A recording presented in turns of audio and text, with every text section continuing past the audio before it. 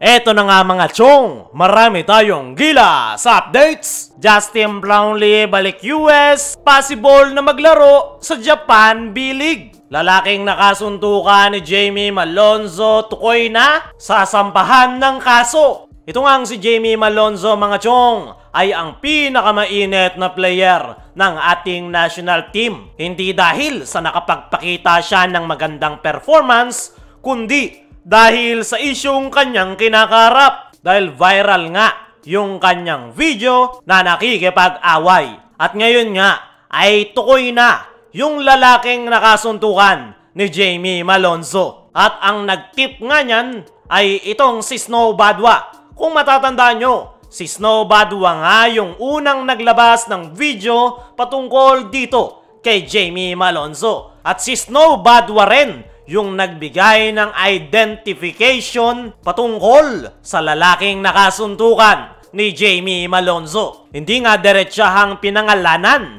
nitong si Snow Badwa, pero nagbigay nga ito ng clue na taga-Ateneo, kilalang bully at nakilala sa bugbog o dignidad. Gusto niya ng hint, taga-Ateneo, bully, bugbog o dignidad. Panigurado, marami na ang nakakakilala dyan dahil viral na viral yan noon. Ayon kay Snow Badwa, ay nag-deactivate na nga daw ng account ang nasabing tao. At ngayon, natukoy na ang involved sa gulo ay plano nga ng kampo nitong si Jamie Malonzo na magsampa ng kaso. Dahil kung makikita nyo yung video, kung napanood nyo lang, ay hindi nga nanlalaban si Jamie Malonzo. Tinulak niya nga lang ito palayo, saka siya binanatan ng uppercut. Umatras na rin si Jamie Malonzo, pero hinabol pa nga rin siya at tuloy-tuloy ang pagbira hanggang sa tumumba na si Malonzo. At nung nakatumba na,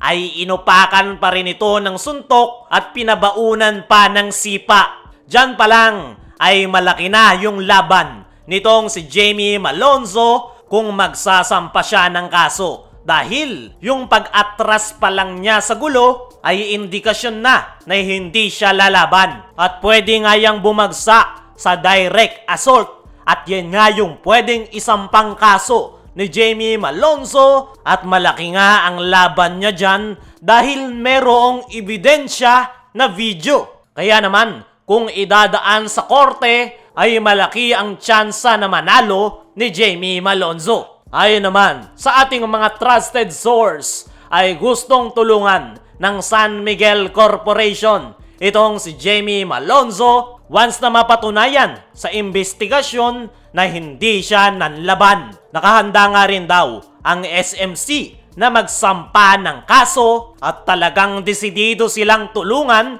si Jamie Malonzo. At hindi nga nakapagtatakayan mga chong dahil under ng SMC itong si Malonzo, naglalaro nga ito para sa Barangay Ginebra at isa pa naman si Malonzo sa mga pinaka-importanteng player ni Coach Tim Cone sa Barangay Ginebra. At paniguradong hindi nila ito pababayaan basta-basta lang. Sa ngayon ay tahimik ang kampo ni Jamie Malonzo dahil kumakalap pa nga sila ng mga ebidensya at talagang desidido sila na magsampa ng kaso. Pero hindi pa nga rin lusot si Jamie Malonzo dahil nagkakaroon nga rin ng investigasyon ang PBA at possible na patawan siya ng sanction dahil ang tinitignan ng PBA ay bakit siya nasa labas ng kondo ay kinakailangan niyang mag-isolation dahil napabalita rin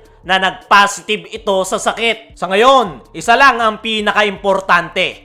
Tukoy na kung sino yung sangkot sa gulo at sigurado ang kampo ni Jamie Malonzo na magsampa ng kaso at tutulungan nga siya ng San Miguel Corporation. Dumako naman tayo dito sa kabilang balita. Justin Brownlee balik US, possible na maglaro sa Japan B-League. Ngayon nga natapos na ang kampanya ng ating national team sa first window ng FIBA Asia Cup qualifiers ay kanya-kanya na ngang balik sa kani-kanilang kupunan ang mga Gilas players. At kay Justin Brownlee nga pinaka-curious ang lahat kung saan ito pupunta ngayong tapos na ang kampanya ng Gilas.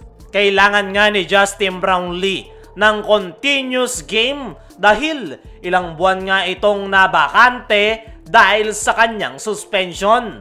At para mapanatili ang kanyang game shape ay kailangan niyang maglaro ng professional basketball habang nag-iintay ng call-up sa ating national team. Sa July pa nga ang next stint ng Gilas Pilipinas. Hindi rin pwede sa Barangay Ginebra itong si Justin Brownlee dahil all Filipino yung paparating na komperensya. Ayon niya kay Justin Brownlee ay ang Barangay Ginebra at Gilas Pilipinas ang priority nito na paglaruan na kupunan. Pero open naman daw si Justin Brownlee sa mga options basta hindi makakasagabal sa call-up ng ating national team. Ayon niya sa mga source, ay maraming ang liga ang nag-o-offer kay Justin Brownlee. Merong offer sa UAE pero yung pinakamalaki yung chance na tatanggapin ni Justin Brownlee ay ang Japan B-League. Pero sa ngayon niya daw ay wala pang desisyon itong si Justin Brownlee. Ang gusto niya nga lang daw ay short-term contract dahil gustong-gusto nitong makabalik sa Barangay Ginebra. Aantayin nga lang daw ni Justin Brownlee na matapos ang All-Filipino Conference at agad itong sasaba sa kanyang mahal na kupunan na Barangay Ginebra. Para sa akin mga chong, ay kailangan ni Justin Brownlee na maglaro ng tuloy-tuloy. Pero hindi natin alam, baka meron itong nilalaruan sa US dahil very private niya itong si Justin Brownlee pagdating in public. Kayo mga chong, dapat bang tanggapin ni Justin Brownlee ang offer galing Japan B-League? I-comment mo lang dyan sa ibaba.